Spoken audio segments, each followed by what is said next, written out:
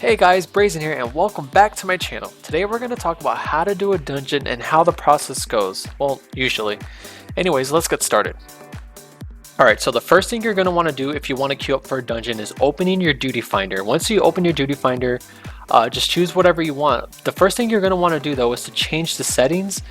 Kind of make sure that you increase the chances of getting a group as fast as possible because the queue times can be pretty long.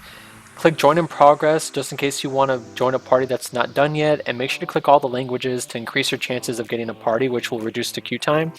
And if you want to do leveling, you have to be at least level 16, and it's an amazing way to gain a lot of experience points. I know in some cases though the timer can be really long, but you know, it is what it is. Alright, so first things first, you gotta understand your role. Just so you guys know, on the job icons, if it's blue, it's usually a tank. If it's green, it's a healer. If it's brown, it's a DPS.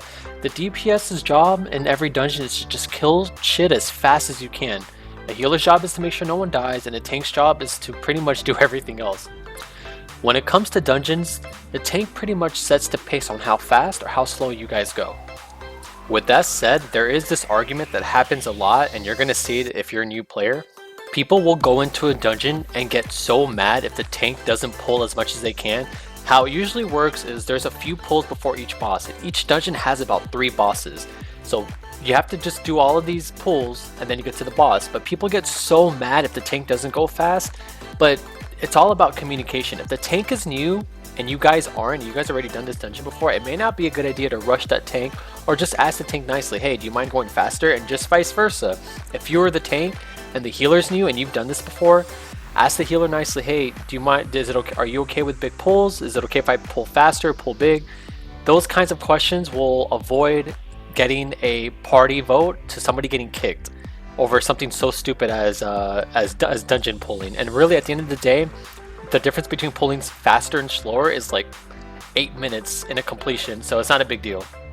And no matter which role you're playing, always try to avoid the orange indicators. They're always enemy abilities, and most of the time they do a lot of damage, so you just always want to avoid as much damage as you possibly can.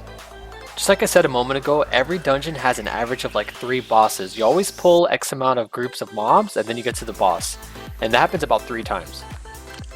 Most of the time when you destroy a boss in a dungeon, that boss will drop a piece of gear out of a chest. When you open the chest, a piece of gear drops for a class. Casting is obviously for casters, something like scouting is obviously for ninjas. If you are that corresponding class, you have priority over anybody else who is not that class to be able to roll for it. If you roll need, you're going to take a priority roll. If you roll greed, you're taking an average roll, just like everybody else. Like the white mage rolls greed on a scouting. If I roll greed on a scouting as paladin, we both have an equal chance to roll against each other for the piece. If I was a ninja and I needed that, I would get it no matter what.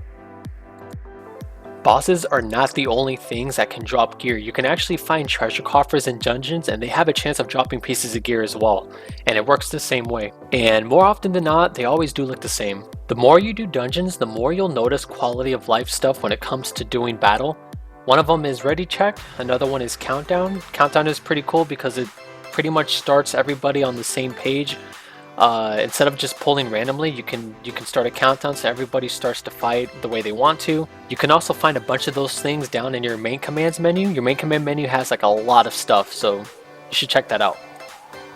And one last thing to mention, you might have noticed during battle a limit break bar that has been building from blue to yellow.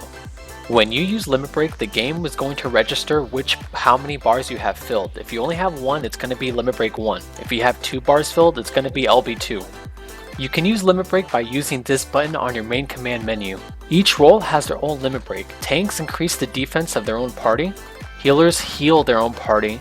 Ranged physical damage dealers do an AoE damage in a line attack. Ranged magic damage dealers deal damage in a circular area, and melee DPS probably have the strongest one out of everybody, and it targets 1 target. This one is actually used most out of everybody, and if you can, save that one for the boss fight during these dungeons. But if there's no melee DPS, the second best choice is a caster.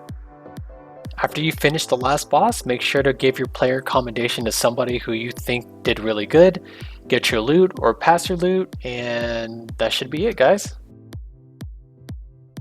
Thank you guys so much for watching, and I know these videos are like shitty as hell, but the editing is getting better, I hope. The production value is getting a little better. I just need to keep trying and I need to spend a lot more time. I'm getting better, and hopefully my next videos are going to come out soon about the classes more. I wanted to talk about every single class and go in depth with every single one. There's about 15 of them. And if you guys like what you saw, hit like and subscribe, and I will talk to you guys later. Thanks.